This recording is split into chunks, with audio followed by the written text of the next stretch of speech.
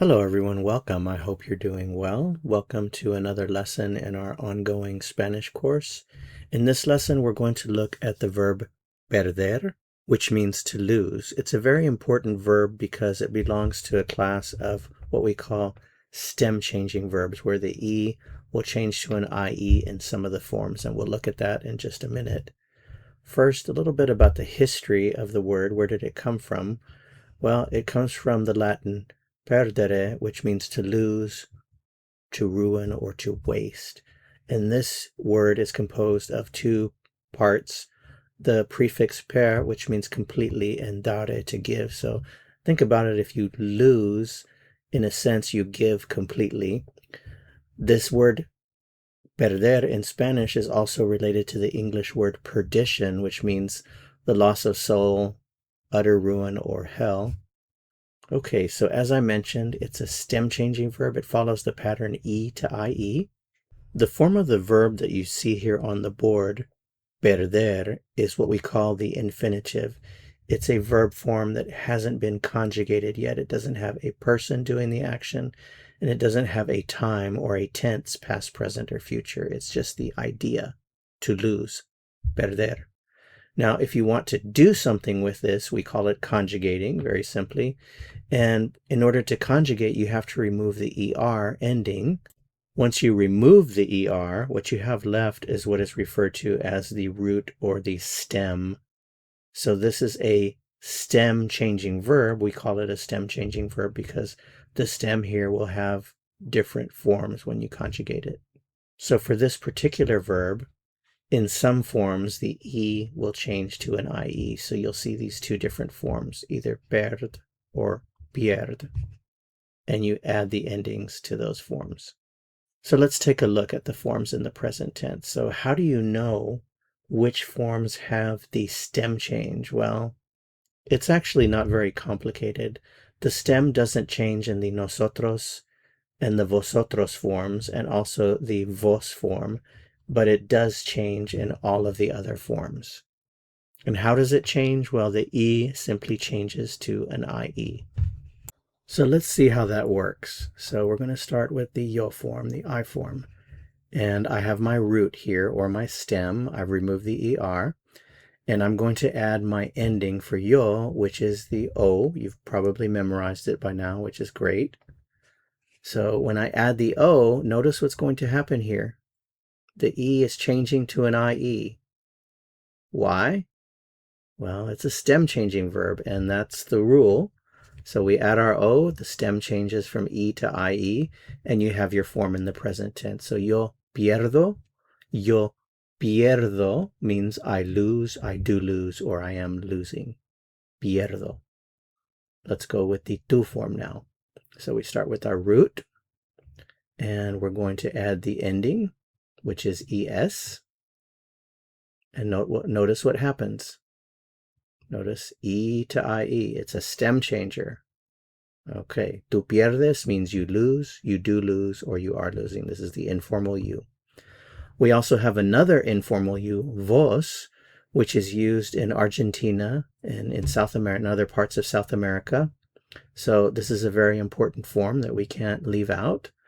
So we start with our root here, or our stem, and then we add the ending. So the ending for the vos form is es with the accented E. So that places the stress on the end of the word. Perdes, perdes, vos perdes. What does that mean? It means you lose, you do lose, or you are losing. Again, this is a form that's used in South America, primarily in Argentina, a very important form that we can't leave out. Okay, next we have usted, él, or ella. They all share the same verb form. That's why those are grouped together. So we start with our root, and then we're going to add the ending. For ER verbs, it's E, and notice what happens. There it is. E to IE, E to IE, stem changer. All right. Next form, nosotros or nosotras, we. We start with our root, and then we add our ending, EMOS. Perdemos. Notice, no stem change in the nosotros form. Nosotros perdemos. We lose, we do lose, we are losing. Vosotros or vosotras. We start with our root, and then we add the ending for vosotros, eis. Vosotros perdéis, or vosotras perdéis. You lose, you do lose, you are losing. Remember, this is the plural informal you that is used in Spain. And then finally, ustedes, ellos, and ellas. These three subjects share the same verb form. That's why they're grouped together. So we start with our root, add the ending, en, and notice what happens. Pierden. Ustedes pierden, you lose. Ellos pierden, they lose. Ellas pierden, they lose. So we have pierdo. Be sure to get the pronunciation right. The IE is ie, ie. Pierdo, pierdo. Pierdes, perdes. Notice the stress on the end here. Perdes, vos perdes. Usted pierde, él pierde, ella pierde. Nosotros perdemos. Vosotros perdéis. Ustedes, ellos, ellas pierden. So notice how the change from the E to the IE affects the pronunciation. This is perdemos, ie, pierde. And another important thing that I want to remind you of is each form can have potentially 3 different meanings. Pierdo can mean I lose, I do lose, or I am losing, just depending on the context in which it's used.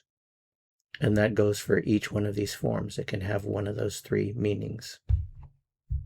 Okay, so now the fun part, to put it into context. Let's make up some complete sentences. It's actually really simple with this verb. You don't necessarily need an object. You can just use the verb by itself.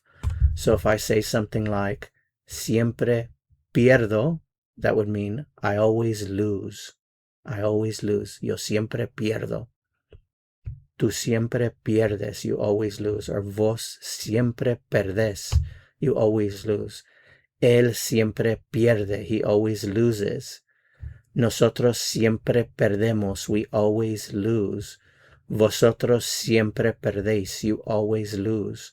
Ellos siempre pierden. They always lose. We can also say nunca, which is never. I never lose. Yo nunca pierdo. Nunca pierdo. Or you can leave out the yo. Remember that Spanish subject pronouns are optional, and when they are not needed, they generally are not used. If the subject pronoun is necessary to clarify the meaning, then it'll be used. For example, if I say siempre pierde, you don't know if that means you always lose, he always loses, or she always loses. So in this case, I would use the subject pronoun. If I want to say specifically he always loses, I would say él siempre pierde. Or she always loses, ella siempre pierde. Or you formal, you always lose, usted siempre pierde. Otherwise, the subject pronoun is not necessary. So let's finish up with the rest of the examples. Now it's your turn. I'm going to ask you, I'll give you the first one. I never lose would be nunca pierdo. How would you say you never lose using the informal you, the tú? The answer would be nunca pierdes. Or I could say, how would you say you never lose using the informal you, the vos? Then in that case, you would say nunca perdes. Nunca perdes. He never loses. How would you say that? This is the form. So él nunca pierde. Él nunca pierde. We never lose. Nunca perdemos. You never lose using vosotros in Spain. Remember, vosotros is for a group of people that you know well. So you never lose. You're telling your friends. Nunca perdéis. Nunca perdéis. And finally, they never lose. For this one, there are 3 subject pronouns that share pierden. So primarily ustedes, and the other 2 are ellos and ellas. So they never lose would be ellos or ellas nunca pierden. So keep in mind, if you know how to conjugate the verb and you know a little bit of vocabulary, you can begin saying a lot of things in Spanish. So your ability to express yourself in Spanish with just this one verb and this two little bits of vocabulary here has grown by leaps and bounds. Congratulations, felicidades. Okay, so as we finish up here, just a reminder, this is the verb perder. It's an E to IE stem changer. We've had already in previous lessons the verb cerrar, the verb empezar, the verb comenzar, the verb entender, and we've also had the verb pensar. The next one coming up is the verb preferir, to prefer, a very important verb. Okay, so remember, for all of these verbs, the E will change to an IE in all of the forms except for the nosotros, vosotros, and the vos forms. So that's it for this lesson. If you found it helpful, I would appreciate it very, very much if you'd give it a like. Subscribers, thank you for subscribing and for your support. To continue learning Spanish and go on to another lesson, click on the video that appears here on your screen. Also, check out my playlists for more examples of the verb perder. Thanks for watching. See you soon. Hasta pronto.